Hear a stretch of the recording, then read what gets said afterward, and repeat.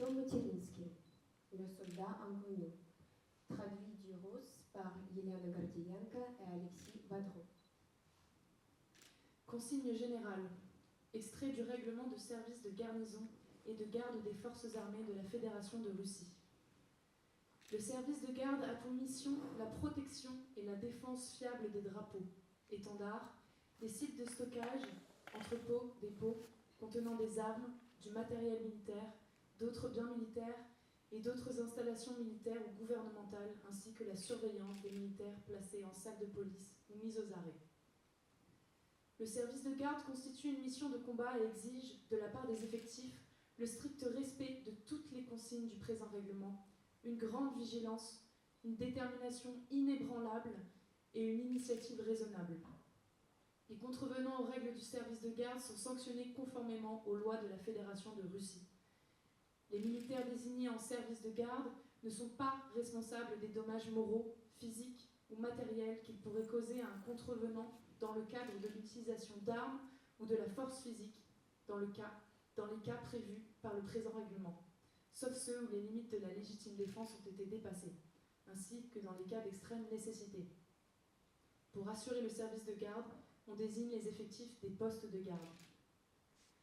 Il est interdit de désigner au poste de garde des militaires qui n'ont pas prêté le serment militaire, qui n'ont pas validé la formation correspondante pour les nouvelles recrues, qui ont commis des actes pénalement répréhensibles faisant l'objet d'une enquête, qui sont malades, ainsi que tout autre militaire ne pouvant pas assurer le service de garde en raison de son état moral et psychologique à un instant donné.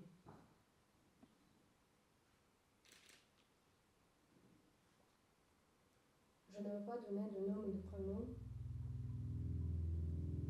parce que je ne me rappelle pas de la plupart des noms et prénoms. Parce qu'il est compliqué de se rappeler de chacun par son nom et prénom.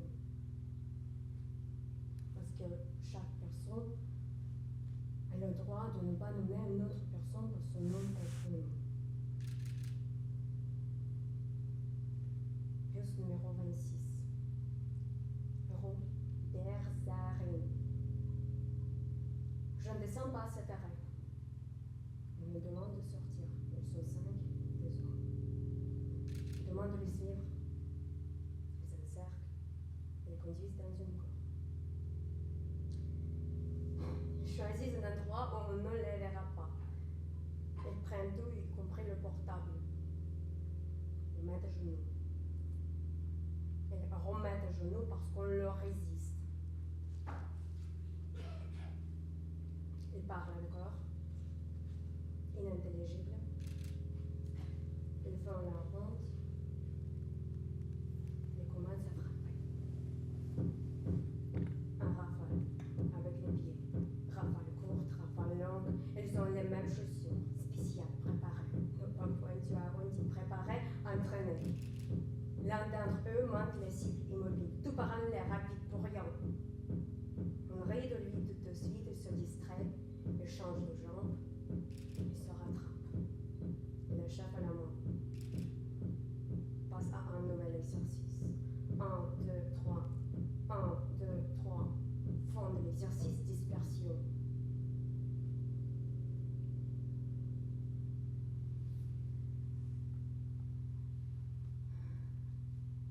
Des passants entendent que ce sont des heures d'éducation physique et sportive. Ça doit être un entraînement du soir. Ça doit être une préparation aux épreuves. Les gens ne s'en mêlent pas. Les gens éteignent la lumière jusqu'au bout.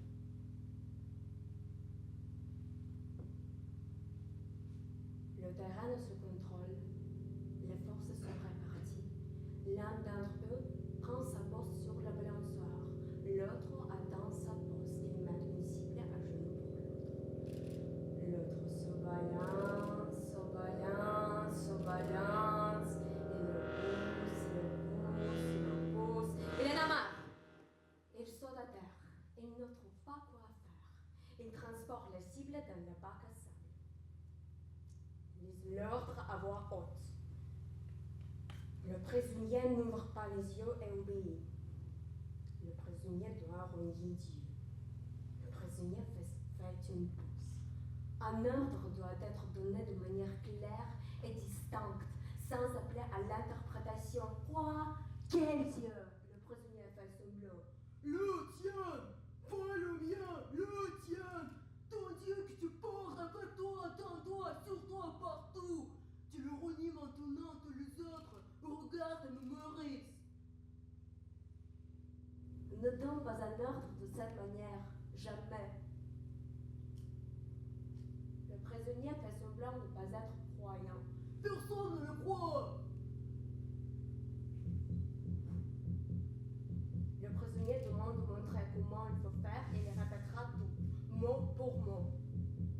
Ils sont donc à donner l'exemple, simultanément. Le prisonnier répète après eux. L'exercice est réussi à la 5e tentative. L'exercice suivant est tout pareil mais sans vêtements. Le prisonnier se déshabille au décompte. La ronde tour complique l'accomplissement de la tâche. Fouché à la 3e tentative. On décompte. 1, 2, 3, 4. 1, 2, 3, 4. Je, le, ro, ni. Je, le, ro, ni. Je, le, ro, ni.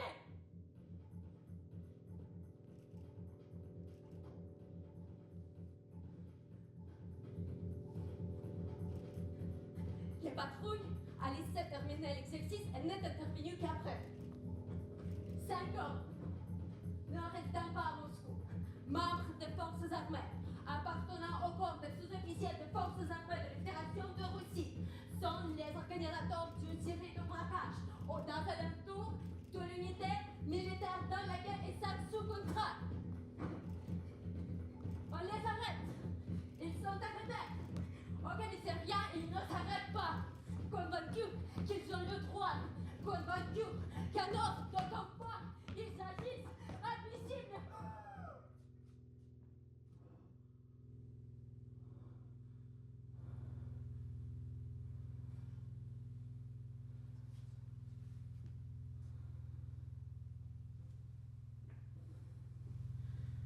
Les forces armées de la Fédération de Russie les réforment avec une antidate qui précède les attaques sur les habitants, et les autres jours, ces gens étaient en congé et ne pouvaient être pas considérés comme des membres des forces armées de la Fédération de Russie. Nous sommes en paix.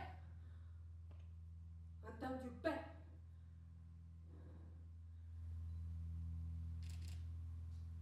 Je te renie. Je te renie. Je te renie. Je te renie. Je te renie. Après 5 ans de prison, ils sont interdits de séjour dans la ville de Moscou. Après 5 ans de prison, ils n'ont pas le droit d'être des membres des forces armées de la Fédération de Russie. J'ai 22 ans.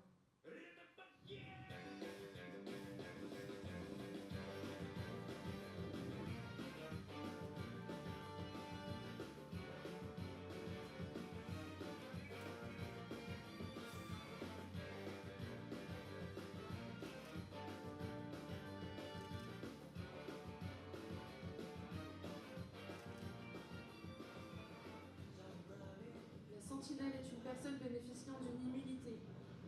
L'immunité d'une sentinelle consiste en une protection particulière de ses droits et de sa dignité personnelle par la législation de la Fédération de Russie, sa subordination à des personnes strictement définies, aux chefs de poste, aux gradés de poste et aux gradés de relève, l'obligation pour toute personne d'obéir inconditionnellement aux ordres et sommations de la sentinelle dans les cas définis par son service, le droit de faire usage d'une arme dans les cas indiqués.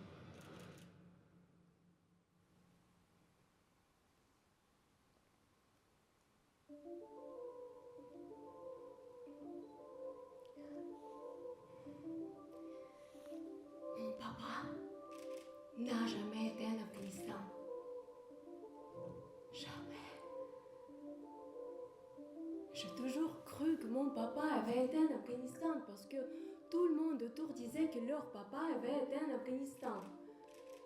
Et mon papa aimait marcher. Et je me suis dit qu'il pourrait traverser tout l'Afghanistan à pied, en long et en large. Parce que ce pays est fait pour être parcouru à pied, en long et en large. Je ne comprends pas pourquoi il n'a pas été là-bas alors que ce pays est fait pour lui et que beaucoup de ses anciens camarades de classe y ont été. Sa sœur disait toujours qu'il était le meilleur en course parmi ceux qui faisaient de la course et de la marche. Beaucoup de ceux qui étaient jaloux de lui, qui ne pouvaient pas courir et marcher aussi vite, ont décidé de traverser tout l'Afghanistan. Ils sont revenus et on les déclarait vainqueurs. Ils ne sont pas revenus et on les déclarait vainqueurs. Papa a dit qu'il était de toute façon le meilleur en course et en marche. De toute façon, il est le meilleur. C'est ce qui est écrit dans les certificats. Dans tous les certificats de son école, de son album de fin d'année. Quand on est jaloux, on saute.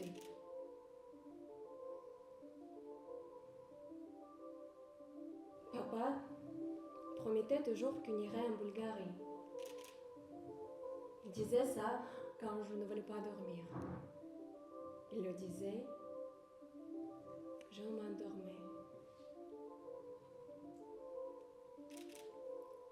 Ton papa est un lâche.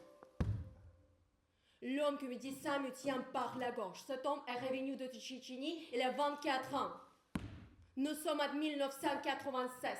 J'ai 13 ans. Papa en a 35. Papa ne l'attend pas parce qu'il est occupé. Cet homme sera toute la semaine en survêtement et me tiendra par la gauche. Papa sera toute la semaine dans l'autre chambre. Cet homme sera tout le temps en survêtement. Il fera des fleurs à ma mère. Ils fumeront dans ma chambre.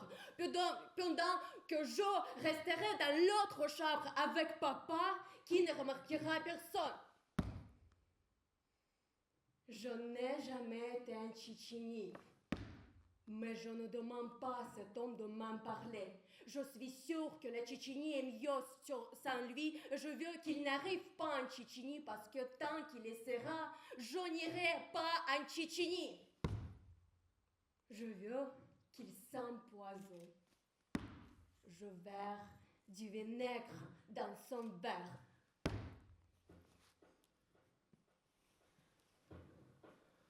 Aucun papa de ceux de ma classe n'a été en Afghanistan. Il n'a pas marché là-bas.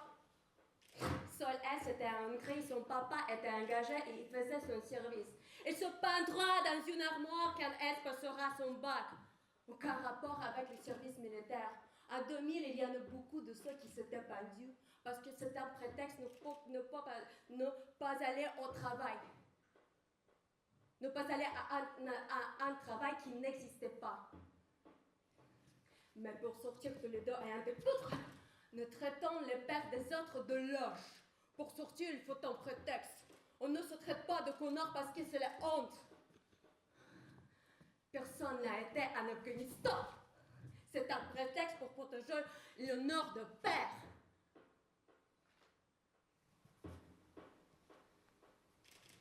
Alors?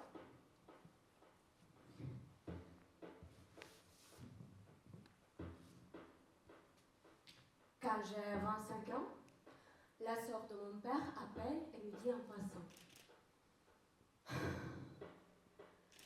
ton papa n'est pas allé faire l'Afghanistan parce que son maman avait peur pour lui. Elle voulait qu'il devienne quelqu'un de bien. Elle voulait lui offrir une voiture. Elle voulait qu'il tue une Volga. Ton papa n'est pas allé en Afghanistan parce qu'il lui a demandé de dire à quelqu'un au centre de recrutement qu'il n'y avait très envie de marcher là-bas. Elle écoutait parce qu'elle est toujours plus aimée que moi. Même s'il est parti au Moscou que moi, je suis restée avec elle. S'il est parti, je suis restée.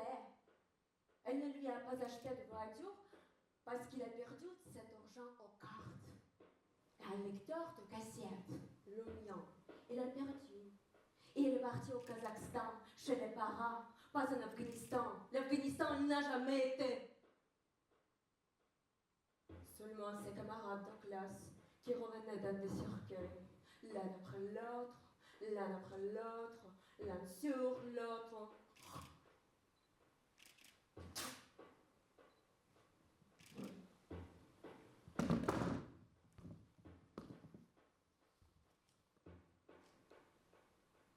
À l'école, on nous dit qu'un Tchétchénie on tue. On nous montre comment on tue. On nous montre séparément une tête et une bite. On nous dit que c'est un organe sexuel. On rigole et on regarde des filles de la classe.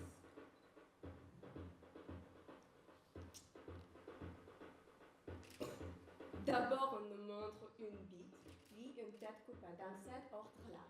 Nous préparons un colis sur la Tchétchénie. On nous dit qu'il faut juste des cigarettes et rien d'autre. On nous dit d'écrire les lettres sur la Tchétchénie à n'importe quel prénom masculin. N'importe lequel, au pif, on ne peut pas se tromper. Chacun écrit une ligne et une signe terminale A. La moitié des gars de ma classe ont le crâne rasé. Ils ajoutent une demande. Bouteille de basané. Les profs nous disent que nous sommes les suivants. Après eux. Après ceux qui recevront ces lettres. Et qu'il faut mieux de bien se préparer pour être admis à la fac. On se prépare dans l'avion où en mettant le grec, on nous dit que les moscovites ne risquent pas d'aller à Tchétchénie. Pendant le fixe, je dis que j'irai à Tchétchénie. Je renonce ma nationalité moscovite. En 2000, j'ai 17 ans.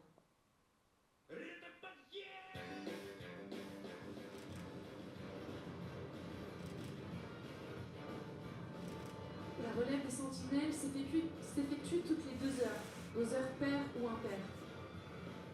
Lorsque la température de l'air est inférieure ou égale à moins 20 degrés, ou bien en cas de vent et de faible gelée, la relève des sentinelles aux postes situés en extérieur, ainsi que pour les postes situés en intérieur dans les locaux non chauffés, doit être effectuée toutes les heures. Lorsque la température de l'air est supérieure ou égale à plus de 30 degrés, la relève des sentinelles s'effectue également toutes les heures. Dans ce cas, le chef du service général de la garnison du quartier donne des instructions sur la relève des sentinelles. Si la relève des sentinelles se fait toutes les heures, le chef de poste note sur le cahier de poste que la relève des sentinelles a été effectuée toutes les heures, depuis telle heure, et toutes les 2 heures, depuis telle heure, à l'arrivée de telle équipe.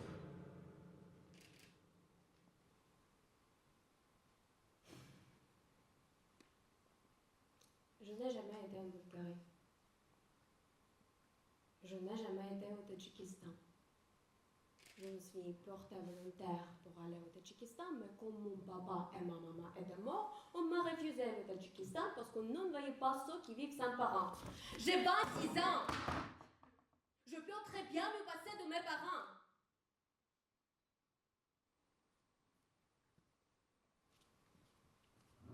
Je disais ça ouvertement et je montrais ma stabilité psychologique. On m'envoyait faire de mon service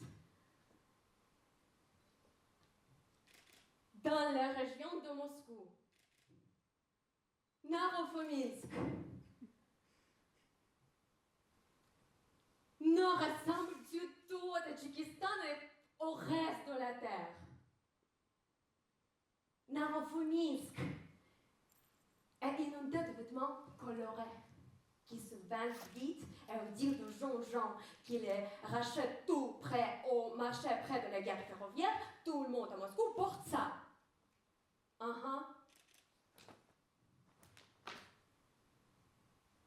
Narofominsk est à 2 heures de Moscou en train de balayer et un arbre d'or tout tout à fait indéterminée dans l'Afghanistan.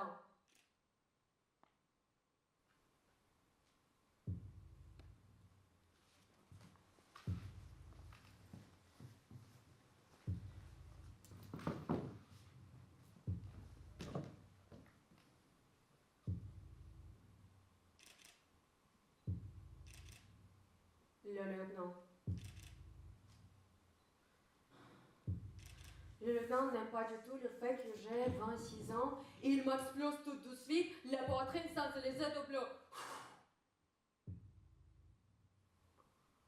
La dernière domicile de lieutenant, c'est la ville d'Orenburg et on me demande où on peut rencontrer des filles à Moscou. Elle me frappe encore une fois sans se laisser de fleurs.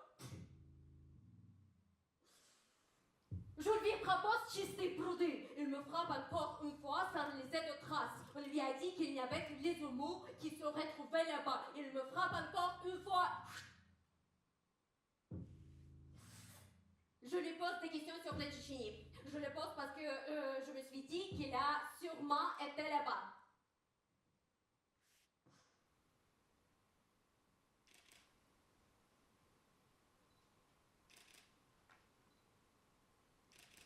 La fois suivante, il ne me touche pas.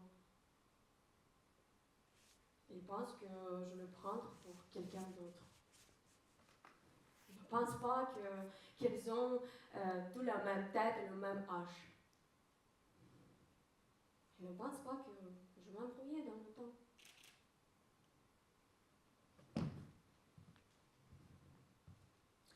Ce lieutenant raconte aux autres lieutenants qu'il a sous ses ordres un soldat qui est plus âgé que tout. Et que maintenant, c'est son soldat à lui. Ce lieutenant raconte que son soldat vient de Moscou. Et vous n'avez pas de moscovite.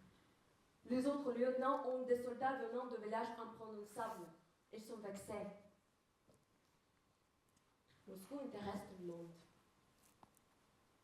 Ils sont fiers d'être maintenant si près de la capitale. 2 heures en train de banlieue jusqu'à la gare de Kiev.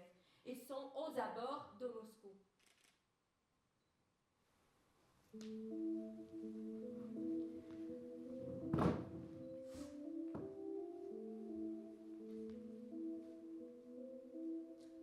Minsk, on signe des contrats. De logement longue durée, de résidence permanente, 2 heures de Moscou, défense des limites de notre ciel principal que peut lire dans le prospectus. Logement ménager, retraite. On peut faire venir sa famille. On n'insiste pas, mais on insinue quotidiennement rester, non pas retourner au lieu précédent.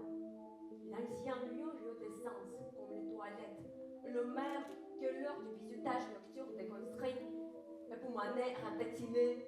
Tu me ressembles à ça? Position allongée, puis sur les mains, U2. Normal résistance, tu vas prendre foi, il faut pas. Descente, tout pareil. Tu te souviens? Bien sûr, je me souviens, je suis née en 92. Pas sortie depuis 92. Ce n'est qu'ici que j'ai pu me laver de l'odeur du 92 semblant un Minsk. Ni à Tchétchénie, ni au Tadjikistan, ni à Orenburg. La couleur verte ne te dit pas. Au surplus militaire, c'est le solde. Change plus souvent d'uniforme. N'oublie pas la patrie. Ne change pas de patrie. La couleur verte revigore. Le meilleur est ici. Ne change pas pour course pour Yaroslav. Tu as de l'avenir. Excellent état de service. Certificat à l'appui. On peut faire venir sa famille. Le contrat est prévu pour 5 ans avec renouvellement tacite. On peut faire venir sa femme. On peut, même si on n'est pas slave. Mais écoute ce conseil. Écris à ta femme que les conditions ici ne sont pas faites pour la vie. Elle viendra tout de même parce que tout endroit en Russie n'est pas fait pour la vie.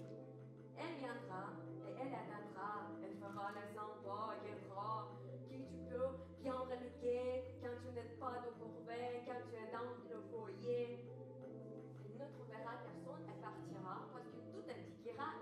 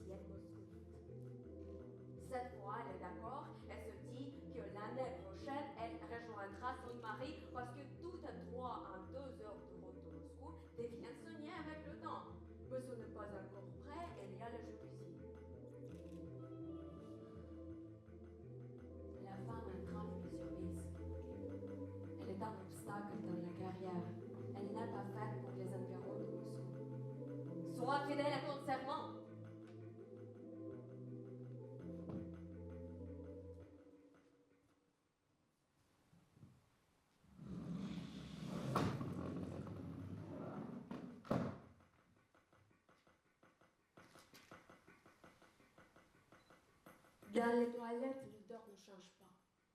Chaque garçon sent pareil. On vient de Moscou quand il fait très lourd.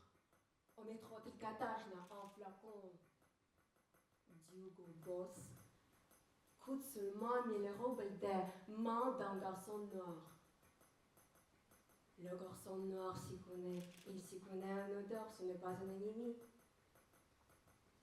Les troupes demandent une donation particulière. La fraîcheur de l'eau de toilette provoque des vomissements, mais seulement la première semaine. Nous pouvons nous laver à l'eau froide quotidiennement. On avait des quantités énormes et personne ne se soucie de combien tu t'en es versé dessus et combien tu en as vu. Tu te mets à boire le premier jour parce qu'il y a la soif. La soif est un signe de stress et insupportable. C'est-à-dire que le corps ne supporte pas que tu te sois retrouvé dans les conditions qui ne sont pas naturelles pour toi. Tout le monde a la même soif. Donc, les corps de tout le monde sont dans les conditions qui ne sont pas naturelles.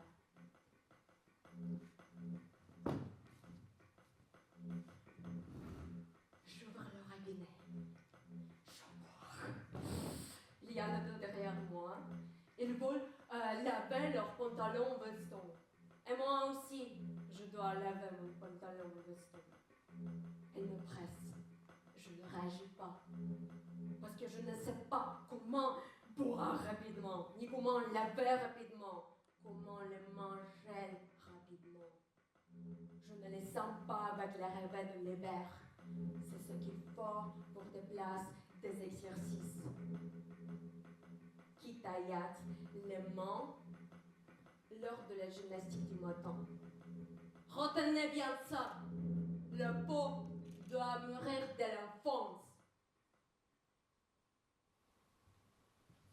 Les effectifs du poste de garde sont autorisés à se trouver dans les locaux du poste de garde sans couvre-chef ni vêtements extérieurs, mais sans se séparer de leur équipement.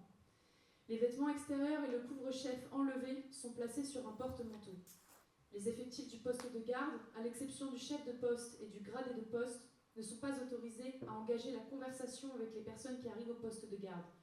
Ils sont uniquement autorisés à répondre aux questions des personnes chargées de l'inspection du poste de garde. Il est permis de se reposer, de dormir couché, sans chaussures, sans enlever son équipement et sans se déshabiller, en déboutonnant le col et en desserrant la ceinture. Un bureau de l'état-major est réservé à 3 femmes adjudants. Elles portent rarement l'uniforme. Une seule d'entre elles est contre les vêtements de loisirs.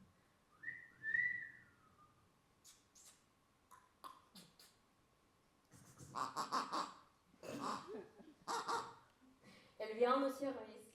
Après l'hymne, elle la relève. Elles apportent du thé, du café au commandant, au chef de poste, au chef d'état-major. Elles tapent des ordres. Ils fument dans les toilettes. Elles vont dans les toilettes communes. Et ils posent le planton qui, pendant ce temps, empêche les autres soldats d'entrer. Elles ont une cuvette et rien qu'à elles. Elle est plus propre que les autres. La corvée de relève est toujours très pointilleuse sur sa propreté. La corvée de relève est toujours très pointilleuse sur sa propreté parce qu'elle ne prend pas la relève si elle n'est pas en adéquation. Les autres agents ne s'habituent pas tout de suite à ça.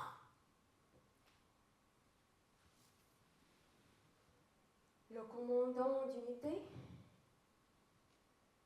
aime rester avec la blonde.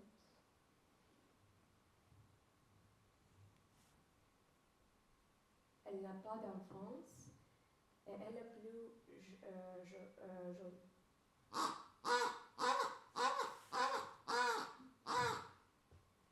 L'autre, qui a 2 enfants, reste avec le chef d'état-major. Personne ne veut de la troisième parce que c'est la plus vieille et ses cheveux sont brûlés par le peroxyde. Elle rentre chez elle quand les autres restent boire un verre. Mais elle reste si le commandant n'est pas là. Elle reste quand le corps des sous-officiers se rassemble.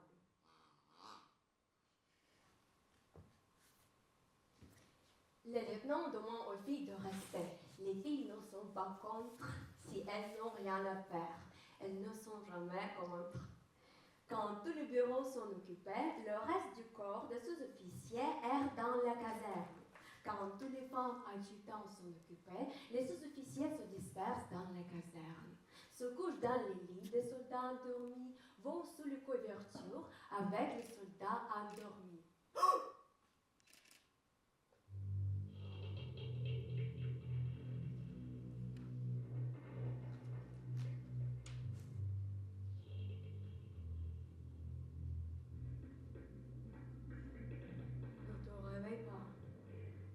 Garde les yeux fermés.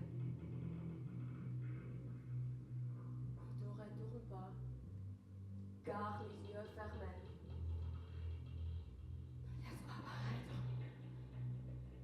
Sois ouvert. Le lieutenant jette un cerveau. Lentement, peu en peu, mais il a toujours hâte de trembler. Il chuchote à l'oreille de celui qui n'ouvre pas les yeux inintelligible. Le lieutenant mord le visage, mord les épaules, il mord la poitrine, il mord. Il prend soin de ses dents. Il y a un cabinet dentaire au quartier, soit un traitement gratuit, inintelligible. Le lieutenant prend soin de ses dents chaque jour après avoir mangé. Il se brosse les dents, il se lave, il met un survêtement. Il met tout le monde sur pied avant le réveil pour les exercices physiques. Il sort les toxines de son corps. Il envoie tout le monde sur la place d'armes. Il se préoccupe de la santé des troupes. Pour que personne ne voie les morsures sur le cou, le soldat s'encarne le visage en faisant les pompes au décompte. 1, 2, 1, 2, 1, 2. Crosse de 3 km, rassemblement pour le petit déjeuner.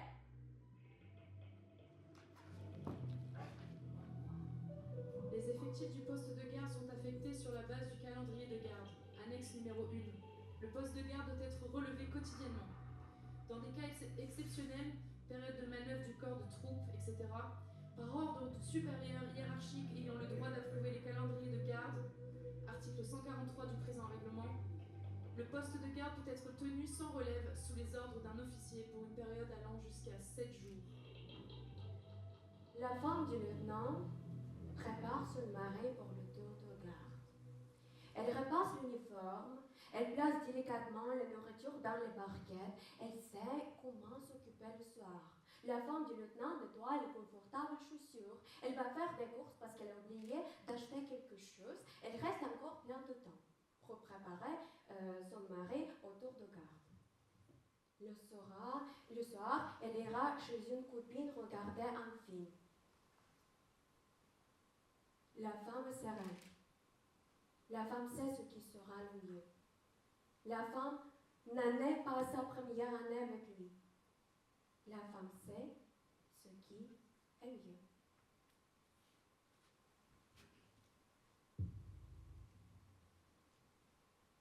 Les effectifs du poste de garde sont désignés parmi les soldats, matelots. La sentinelle est une personne bénéficiant d'une immunité. L'immunité d'une sentinelle consiste en une protection particulière de ses droits et de sa dignité personnelle par la législation de la Fédération de Russie. J'ai fusillé le lieutenant de motif personnel, de motif de haine personnelle. Sa subordination à des personnes strictement définies au chef de poste. Il se prononçait chaque jour de manière humiliante à mon encontre. Il m'infligeait chaque jour des souffrances morales et physiques. Au gradé de poste et au gradé de relève. J'ai planifié son assassinat pendant un mois. L'obligation pour toute personne d'obéir inconditionnellement aux ordres et sommations de la sentinelle. Chaque jour, chaque minute. Dans les cas définis par sa mission, le droit de faire l'usage d'une arme dans les cas indiqués dans le présent règlement. Nous sommes entrés en service sur un territoire. Dans des locaux, j'étais deuxième dans la garde montante. Nous n'avions pas dormi je ne sais combien de temps. Nous avons été postés pour 5 jours parce qu'il n'y avait personne d'autre pour le faire. Il faisait froid tout le temps, le jour. Il nous échauffait en faisant sortir tout le contenu du poste de gare en plein air dans le même ordre que l'intérieur du poste de gare. Après, on remenait tout à l'intérieur en remettant comme c'était. On était une équipe qui vieillit parce qu'il exigeait une connaissance exhaustive du règlement du service de garnison et de gare et de la conduite de les sentinelles. Je ne répondais pas, je n'arrivais pas à le retenir, je m'embrouillais, je permettais les positions et je rejoignais mon poste. Je dormais pendant qu'on allait au poste et quand j'ouvrais les yeux, quelqu'un courait tout le temps autour. Je me disais que ce n'était pas vrai et que c'était seulement parce que je n'avais pas dormi depuis je ne sais combien de jours. J'ai 26 ans. Et je me contrôle et je sais que les voitures qui arrivent sur moi, elles n'existent pas plus que ceux qui m'appellent par mon nom. Ils ne devraient pas être ici maintenant parce que je suis seule. Je transmets par voie téléphonique, il n'y a rien à signaler. J'arrive à la frontière, je la longe, je me cache dans la neige. J'attends 13 minutes, les yeux fermés. Je me lève, je vais vers un autre poste et je transmets par voie téléphonique, il n'y a rien à signaler. On me crie dessus, des voitures roulent. J'enlève la sûreté de mon fusil. Je prépare à tirer. Je choisis une position de tir, j'attends les voitures et les gens qui ne sont pas là, ils sont dans l'autre côté. Je vois que tout le monde se promène comme dans la roue à l'heure de pointe, près d'une station de métro, sans remarquer la frontière. Les gens vaquent à leur occupation, ils font la queue, ils fument, un bus s'arrête, la station du métro. Des gens sortent, ils se bousculent et me contournent et dépassent les limites. Je braque mon fusil sur l'un d'entre eux. Je peux tirer, je ne tire pas. J'ai 26 ans et je suis en faction. Je poursuis ma ronde, je prends position. La relève arrive, je réponds conformément aux consignes. Je me fais relever. Je rends mon fusil et ma munition, je vais manger, puis devant le chef de poste, je récitais par cœur un article du règlement. Il dit que je ne les ai pas appris, il dit qu'il déteste les profs, surtout de géographie, et il me demande où est l'Afrique. Je dois lui donner les coordonnées précises de l'Afrique. Après, il dit qu'il voudrait séjourner à Miami et demande de donner les coordonnées précises de Miami. Je ne donne pas, il me tape dans la poitrine pour que je m'en rappelle, je ne me rappelle pas, et je continue à réciter par cœur l'article du règlement. Il me frappe encore une fois, il me demande de ce qui se passerait si Batman violait un civil mineur au-delà des limites du poste. Que dois-je faire conformément aux consignes? Et si Spider-Man est assassiné, si l'ensemble séparant le territoire gardé du territoire civil et se branlait dans ma direction, que dois-je prendre conformément aux consignes? Je commence à réciter par cœur. Il me demande si, pendant mon tour de garde, je vois Iron Man baisser la présidente de la Russie à 10 cm de la limite du territoire gardé, tout en sachant qu'Iron Man finira par le faire mourir parce que la vie d'Iron Man est lourde. Que feras-tu alors conformément aux consignes? Je ne peux dire rien, il me laisse aller dormir. Je vais dans la salle de repos, je m'allonge, je dors, j'entends garde aux armes, je sors en courant, je trébuche sur la jambe de quelqu'un, je me fracasse sur le sol, tout le monde rit, je dors 5 minutes, on me dit que je n'ai pas appris le règlement et je n'ai pas le droit au sommeil, je vais apprendre le règlement, je ne dors pas, j'apprends. Le lendemain, lourd de changement de l'âge, je fusille à bout mortel le chef de poste.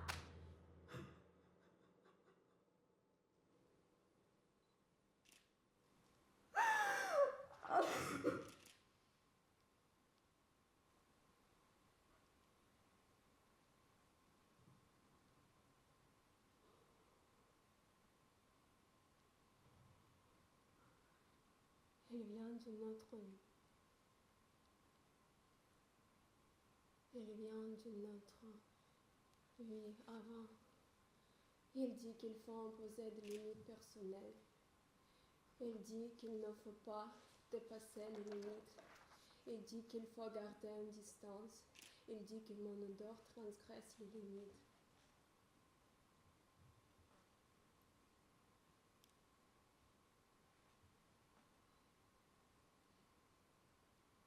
Je ne fusille pas.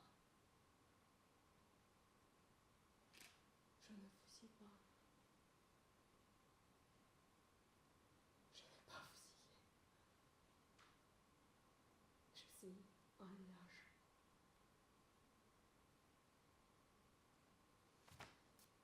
Après 5 jours, on nous dit que c'était le derrière d'Orlogard.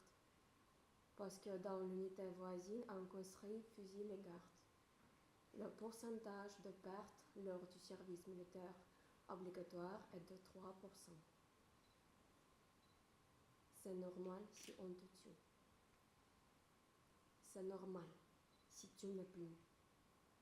C'est normal de subir des pertes. Quand il est en service, l'inspecteur n'est pas autorisé à dormir, manger, boire, fumer, chanter, s'asseoir, satisfaire ses besoins naturels ou se distraire de toute autre manière de l'exercice de ses fonctions. Une sentinelle n'est pas autorisée à dormir, s'asseoir, s'adosser sur quoi que ce soit, écrire, lire, chanter, parler, manger, bouger, fumer, satisfaire ses besoins naturels ou se distraire de toute autre manière de l'exercice de ses fonctions, accepter de qui que ce soit ou remettre à qui que ce soit des objets, provoquer par ses actions le déclenchement des moyens techniques de protection, introduire sans nécessité une cartouche dans la chambre.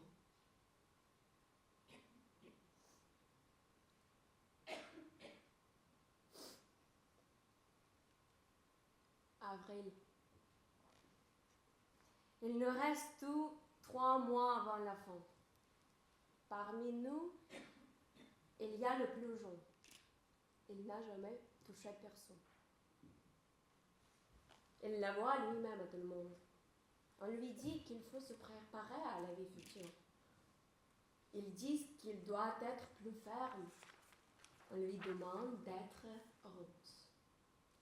Il le laisse dans les toilettes avec celui qui est arrivé parmi les premières, qui est sur le drapeau depuis 3 jours.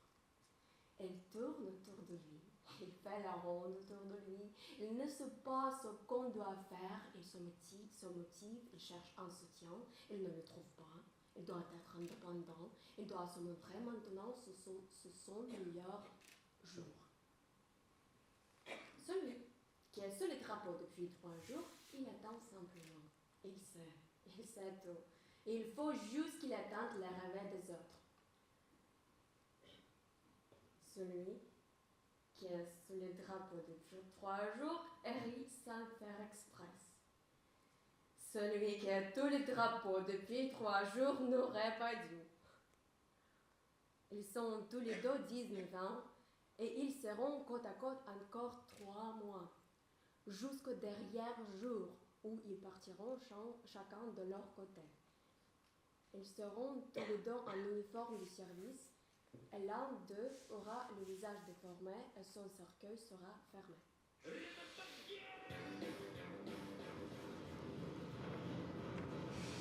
Le deuxième cercueil peut être ouvert conformément au chapitre du règlement sur les honneurs militaires. Au moment de transporter le cercueil contenant la dépouille du défunt, le chef du piquet d'honneur, sans quitter sa place dans les rangs, commande « Garde à vous ». Si le piquet est armé de carabine, garde à vous, présentez armes. Et porte la main à son couvre-chef. Tous les soldats au sein de la formation tournent la tête en direction du cercueil. La musique militaire, clairon tambour, interprète « Combien est glorieux notre Seigneur ». Mais le lieutenant vient plus souvent. Le lieutenant dort mal. Le lieutenant se couche avec n'importe quel soldat. Il a envie de parler. Ça ne va pas avec sa femme. Et il demande à tous les soldats ce qui leur manque. Pas aux soldats, mais à sa femme, lui. J'ai 27 ans et je devrais savoir ce qui ne va pas. Je ne dis rien. Ça ne lui plaît pas. Je ne dis rien. Il commence à me manger. Il pue. Il ne se brosse plus les dents. Il mange de la malbouffe. Il vient chaque jour, ses mains sont talites. Il reste 2 semaines avant le départ de l'unité en mission opérationnelle de surveillance.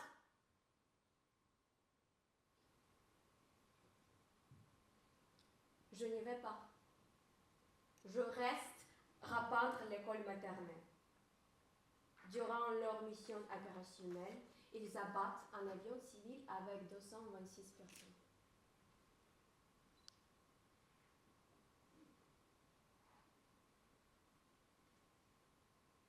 On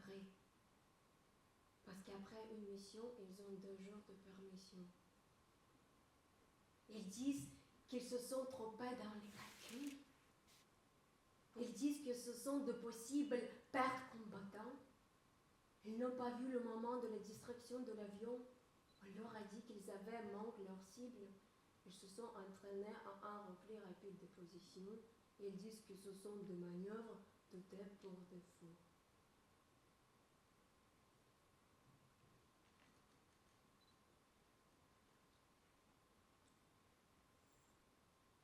Le lieutenant vient quand il y a de la javel partout et qu'on dort la tête recouverte. Le planton tourne un masque à gaz. Il crée le brouillard. Le lieutenant porte un masque respiratoire. Ses yeux larmois. Il souciait ses larmes sur moi. Ses mains me baillaient de la bouche.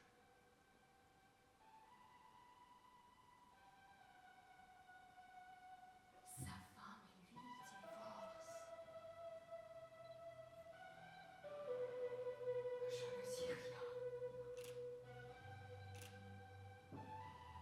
Je devrais ne rien dire et me sentir désolée. Parce que la vie privée du lieutenant rencontre des difficultés. Le lieutenant ne sent pas de résistance. Il va mal. Il a du mal. Je manque d'air. Julie. Je flanquerai mon lieutenant parce qu'il m'humilie systématiquement, dépasse quotidiennement les limites, inflige des souffrances morales et physiques et outsource, et joue à la marelle. Je sire le lieutenant au son de l'hymne et de la Fédération de Russie lors de la levée du drapeau. Je vise sa nuque et je tire. Je lève la main, j'enlève la sûreté, je tire, puis dans la blanchisserie, les autres lieutenants me frappent. Ils me regardaient le visage, pressaient la détente dans l'air.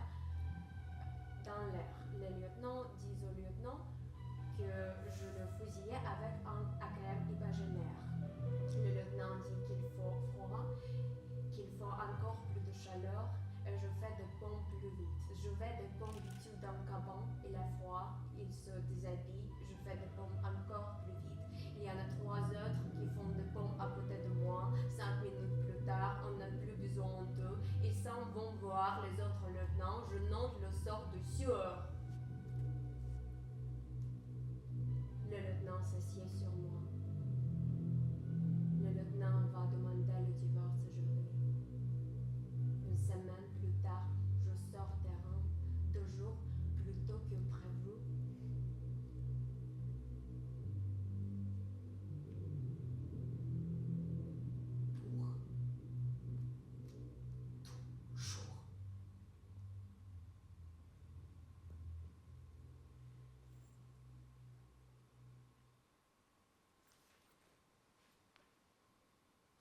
J'avais fait dans mon 5, ça donne 2 jours de permission. On me renvoie au foyer 2 jours plus tôt. Je suis mis à la réserve.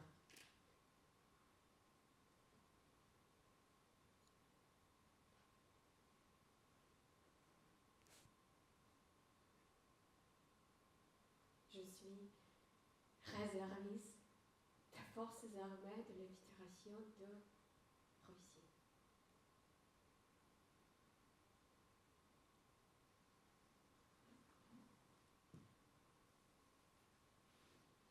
Je n'ai pas flingué mon lieutenant. Le lieutenant m'appelle quand j'étais déjà parti. Le lieutenant ne savait pas que j'avais quitté le quartier. Le lieutenant me cherchait. Le lieutenant me dit que nous nous reverrons. Le lieutenant me dit qu'il faut faire ses adieux. Adieu. J'ai 27 ans.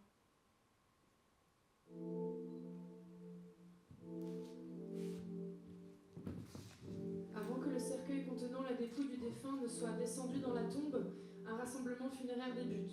À la fin du rassemblement funéraire, la musique militaire, clairon tambour, joue la musique de deuil, marche funèbre. Lors de la descente du cercueil, le drapeau d'État de la Fédération de Russie est mis en berne et le piquet d'honneur rend les mêmes honneurs aux défunts que lors de la sortie du cercueil. Article 392 du présent règlement. L'unité affectée au piquet d'honneur salue avec 3 salves de cartouches à blanc. À noter que si la formation est constituée d'une compagnie, un seul peloton tire. Si la formation est constituée d'un peloton ou d'une section, l'unité entière tire. Dans certains cas, un salut d'artillerie peut être tiré sur ordre spécial. Au premier salut, la musique militaire, clairon-tambour, commence à interpréter « Combien est glorieux notre Seigneur ». Les sentinelles sont relevées quand la musique militaire, batterie du clairon-tambour, cesse de jouer.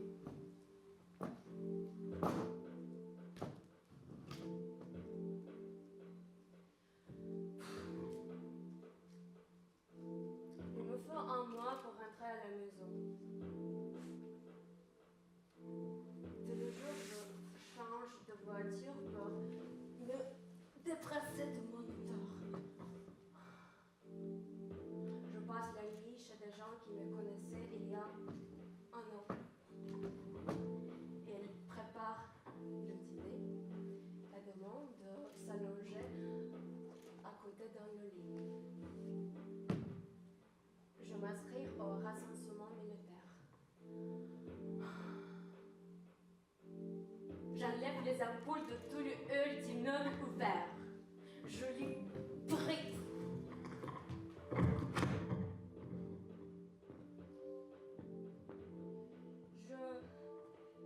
Je prête sur cash la bague de fiancée de ma vie précédente. Je renonce tout ce que je ne connaissais il y a un an.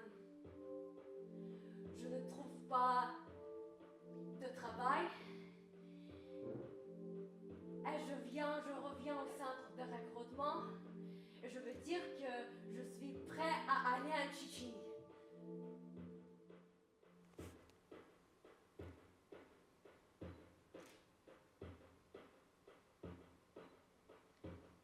Je n'ai jamais été en Tchétchénie. Je ne dis rien. Tous les matins, je ne dis rien. Je ne discerne pas la route.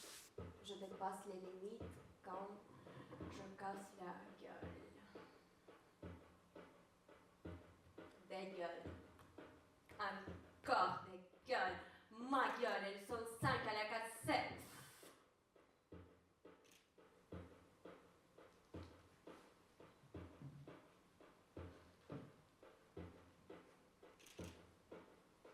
Ils me prennent tous mes papiers.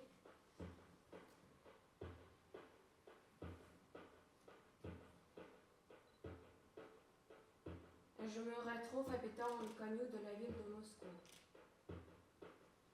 qui va au bureau de passeport et dit qu'il n'a plus de papier pour continuer à vivre. Et qu'il doit refaire ses papiers pour continuer à vivre. Il n'y a qu'une photocopie d'un ancien passeport qui n'est plus valide, parce que c'est une copie d'un ancien passeport après lequel il y a eu encore 2 autres passeports. Et on a déjà dit à plusieurs endroits que c'est la copie d'une autre personne.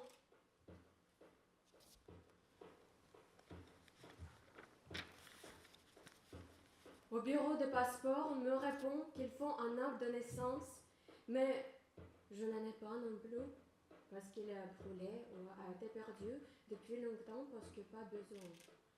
Et à la maison, à un mois, on avait l'habitude de tout brûler ou prêter sur gage. Par conséquent, il est impossible à localiser. On m'a envoyé au bureau d'état civil.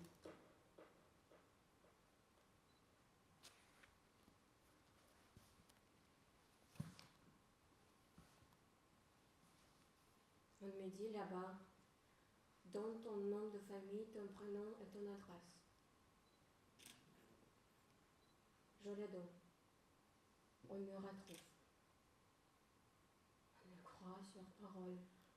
Je sais que c'est moi et pas un autre qui a simplement décidé de donner le nom de famille et le prénom. Je paye une amende. Il me fait un duplicata d'acte de naissance.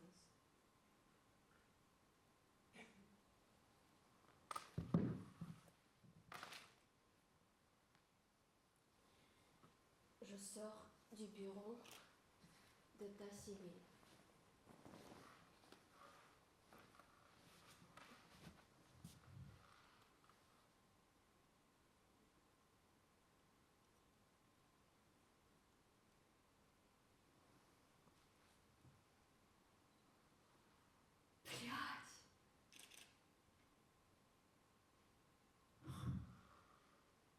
J'aurais dû faire autrement. Je donnais mon nom. Il fallait en donner un autre. Un milieu d'autres.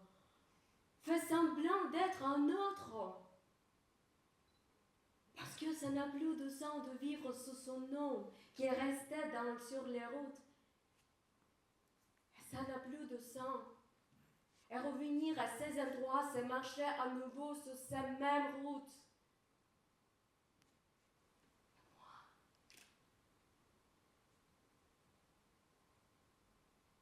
Je ne veux plus. Je veux me calmer. Et ne plus revenir. Et me dire à nouveau de tracer ma route. Je trace.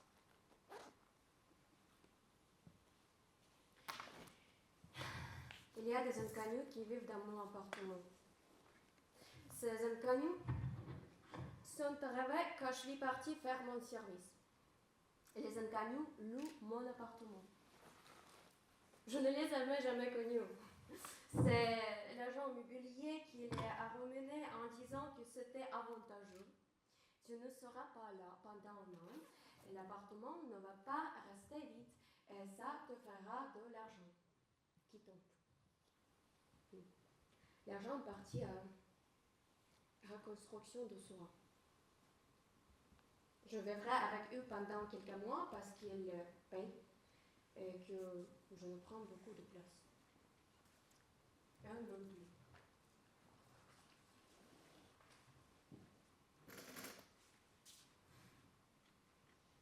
Moscou laisse les frontières ouvertes.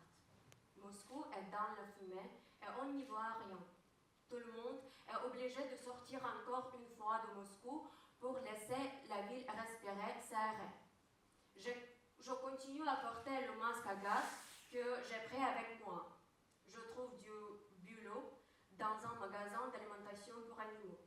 Chaque week-end, je pars à 2 heures de Moscou chercher le lieutenant. Ne dis jamais que l'enchaînement vers l'Afghanistan est athlétique pour ceux qui ravassent. Il n'y a aucune Tchétchénie, il n'y a aucune Tchétchénie, il n'y a aucune Tchétchénie. Le lieutenant vient voir quelqu'un d'autre tous les soirs. Le lieutenant a les dents propres.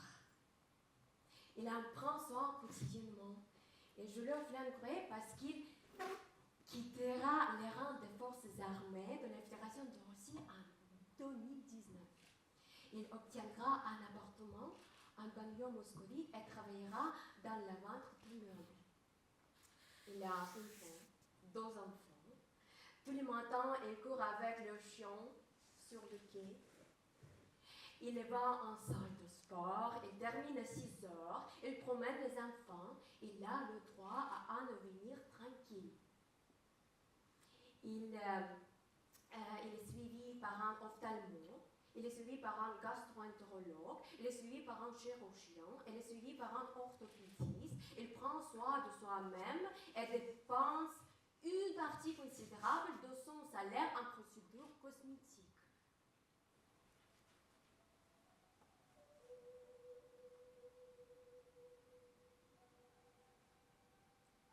Elle vient tous les jours. Il n'oublie pas de venir à moi si je l'oublie. Il sait que j'ai 2 enfants. Il sait que je l'aime tant. Tous les jours. Je viens au centre de recrutement et je demande qu'on me montre le chemin vers le Tchétchénie, vers l'Afghanistan, le Tadjikistan, le Syrie, le Donbass. Je suis un coach. Je peux partir. Il n'y a aucune peur.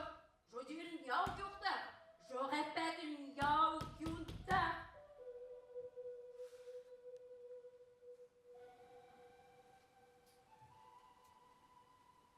On me dit qu'il y a 2 chemins.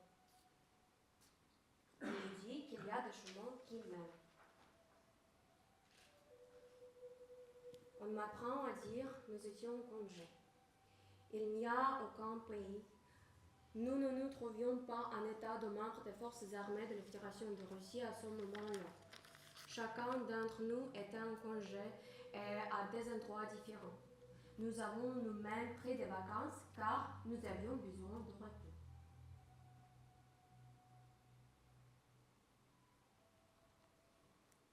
Je n'écoute pas. Je descends à la station quand je n'ai nulle part où aller. J'entre dans l'immeuble. Je monte au 6e étage. J'enlève mes chaussures. Je vais dans la cuisine et j'essaie de me rappeler comment m'étonner. Les inconnus se rappellent avec moi quoi m'étonner et comment m'étonner. Eux, en fait, ils savaient tout ce temps, mais ils ne disaient rien. Ils ont le point des années 90. Ils ont l'habitude de fixer des années 90. Ils ont l'habitude de diluer des années 90. Nous continuons à ne pas causer. Ils fumeront la porte d'entre eux après.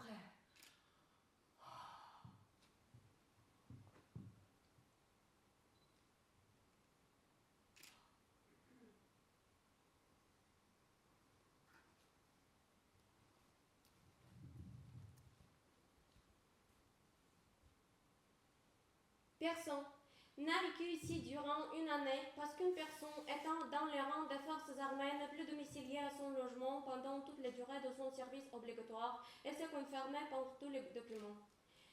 Et il n'y avait personne là-bas. Il est revenu après son service, ce qui est confirmé par l'ordre de mise en réserve et l'inscription au centre de recrutement. De plus.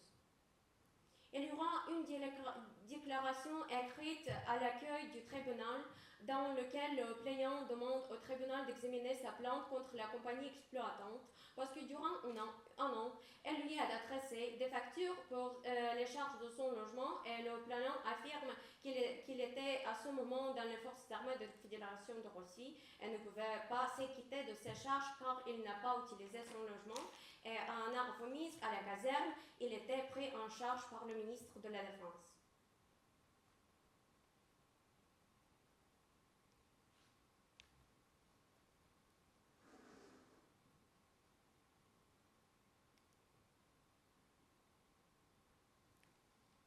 Le tribunal rejettera la plainte car les papiers de la personne ayant déposé la plainte ne sont pas valides. De plus, donc.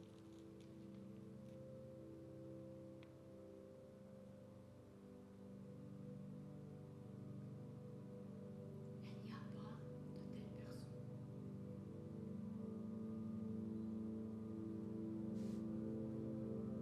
Il n'y a pas de telle personne. Il n'y a aucun pays. Il n'y a aucun pays. Il n'y a aucun pays. Je ne sors plus nulle part. Les décorations.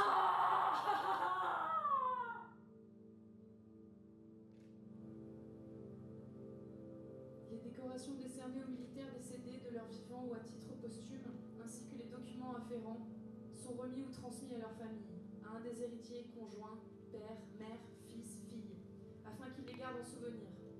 En outre, les décorations des militaires décédés peuvent être transférées au musée d'État avec l'accord des héritiers. selon la procédure établie. Si un défunt décoré de son vivant n'a pas d'héritier, ces décorations et les documents afférents sont restitués à l'organisme d'État désigné par le président de la Fédération de Russie.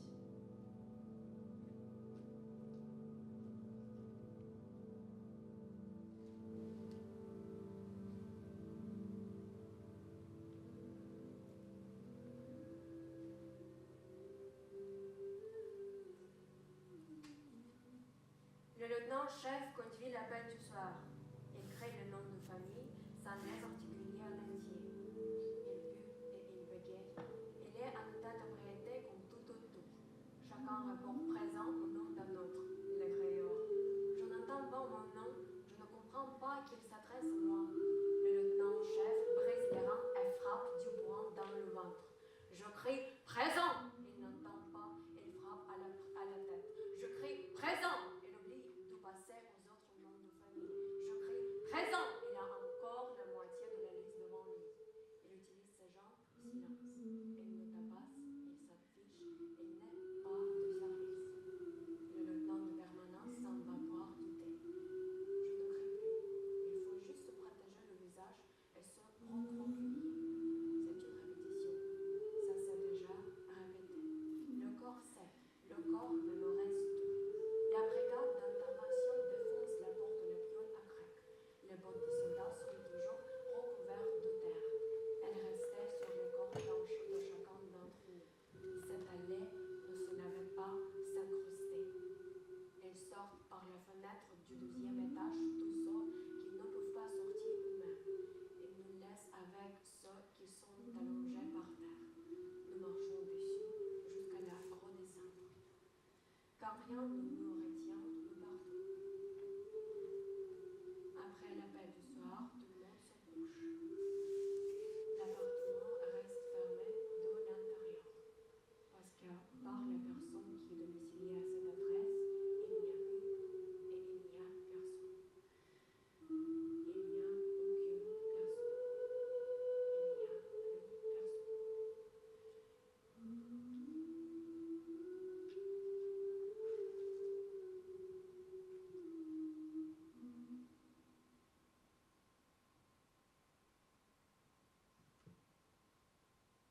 Pendant la durée du rassemblement funéraire, la musique militaire, clairon-tambour, cesse de jouer.